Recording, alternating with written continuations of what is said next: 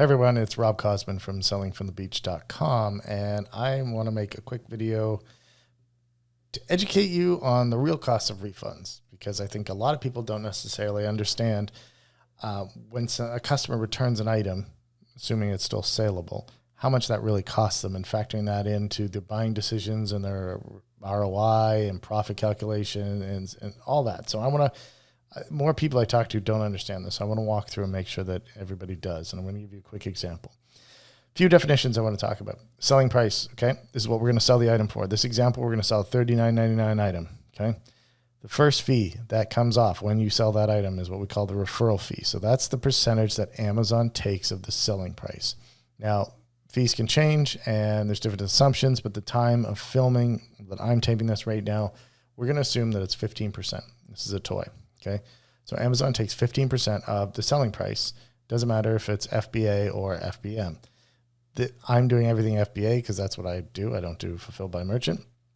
So these are the examples that I'm going to work with this. Okay, so they're going to take 15%, and that's a percentage. Then the next one is the FBA pick and pack fee. So this is a fixed cost, and it's based on the weight and the size of the item that Amazon determines, and that is the fee for a worker to go or a robot to actually pick it, pack it, and ship it out to the customer, okay? Now, then we're going to look at your buy cost, which is what you paid for the item, and then your actual net profit, okay? So this example is using Amazon.ca. I'm using AZ Insight, which is a cool plugin. I use it on a lot of my videos you've seen. I'll put a link below for a free trial. But I want to walk through each of these calculations and fees so you understand how much it's really costing on a return. This example, $39.99. We're selling it for. It's a toy. Referral fee, Amazon takes $6 from that, just because, for selling it. And then they're going to take the pick and pack fee of $8.54. So the net I'm going to get on this is $25.45. We're assuming that it's about a $15 buy cost. So the profit on this is $10.45, which is pretty good, 70% ROI. The slight difference between the AZ calculator and my Excel sheet is in there. They're factoring in a 30-cent fee for 30-day long-term storage just with seasonality right now. Okay, but I didn't do that. So I'm also not calculating in any gift. If they get gift wrap or there's shipping credits or any sales taxes, we're just avoiding all that noise right now because I want to try to keep this simple so that you understand. So in this example, 70% ROI, $10 profit on $15 purchase. Seems good, right? I think so. I do that. I like it. But here's what happens when that customer returns it. You don't get all these fees back. And I think a lot of people don't necessarily understand that. So when the customer went through, they're going to get all their money back, whatever they spent. Maybe they have to pay for some return shipping, but that's between them and Amazon. But here's what you get.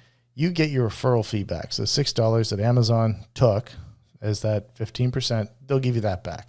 What they do not give you back is the FBA pick and pack fee. Let that sink in. They do not give you that back. They also then will charge you what they call a refund admin fee. And that refund admin fee is a percentage of the referral fee, which is a percentage, but it's capped at $5. So you see here, I've got refund admin fee of $1.20, which is 20% of that $6. That's the referral fee. So they're still going to charge you a refund fee. So this one sale that I profited $10.45, if that customer returns it, now I have that item back. I haven't sold it, but I'm already down $9.74, right? That's the true cost of that refund. That hit me. So even if I didn't sell this item now, I'm negative $9.74. The customer's all made whole and hoping I still have that item. Now, if I don't, it's not saleable. That's a whole nother conversation. But now if you look at that, you're like, okay, you sell one, and it gets refunded, so the profit goes away, and now you're down $9.74. Basically, I've got to sell another one just to basically cover the cost of the first return. I got to sell it again just to basically break even, right? Because you don't get those amounts back. So now, if you basically had one, went out, came back, sold another one, now you're even again.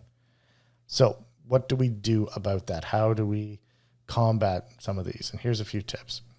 Sell more expensive things. If you sell more expensive items, the referral fee as a percentage it's it's always going to be 15%, but that admin fee is capped at $5. So if you're selling like a $150, $200 boot, you're going to get capped out at that. So that's okay.